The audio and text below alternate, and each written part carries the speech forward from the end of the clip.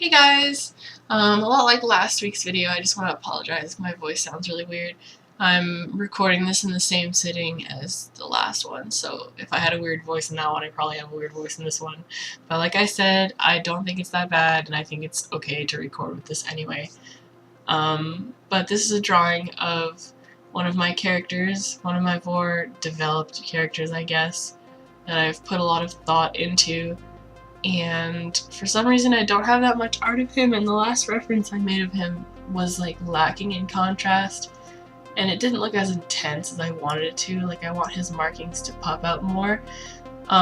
Originally he was like orange and yellow, but now he's more of like orange and very light cream, so you can really tell the difference between his markings. And I wanted this to be a traditional piece, but I really wanted access to all the transform tools because I didn't want any weird proportion problems. Like, I always get those when I do traditional art, because when I draw on my Cintiq, it's like propped up towards me, so I don't get that like distortion from just looking at the paper at an angle that I do with you know, drawing right on paper and stuff.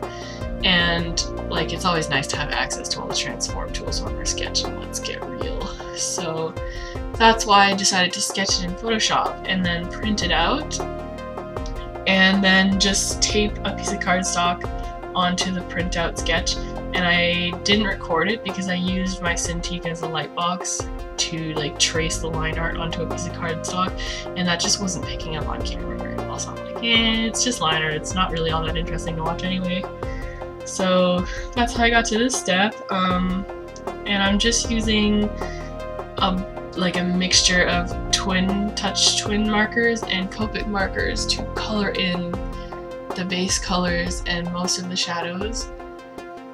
And yeah, one of the things that I changed on him was I gave him like blue cuticles and stuff, just because I think it like complements the orange well, and like having little pops of color here and there is nice.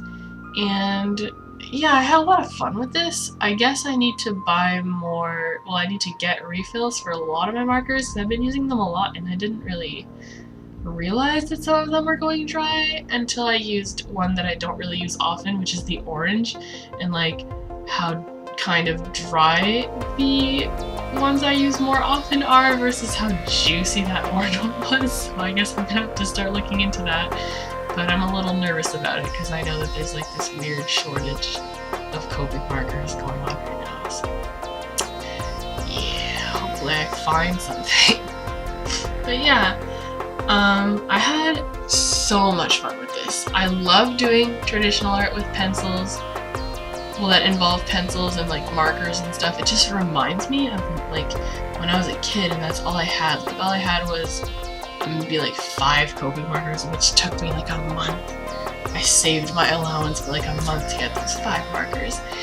And I got those pencils. Well, I bought myself the tiniest set, and the entire reason I got this brand was because Pearl Eden on DeviantArt was like my biggest inspiration ever. She's still like a big inspiration, but she mentioned somewhere that she used this brand, and I was like, that's it, I have to use this brand or else I'll never be as good as her.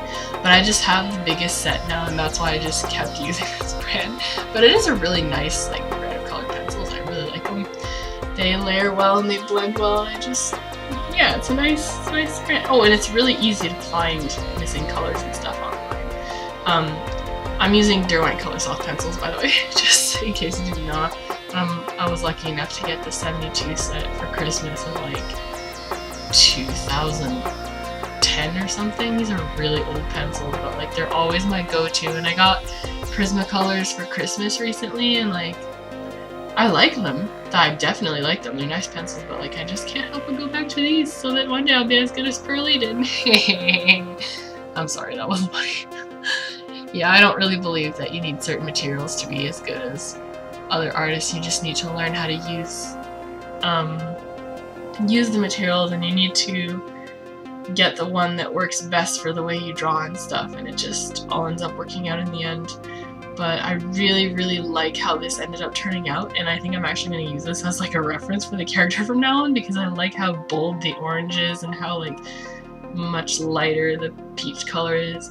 and I just used a Uniball Signo white gel pen to just put in some highlights on the scales where the light hits the strongest, just to add like a texture.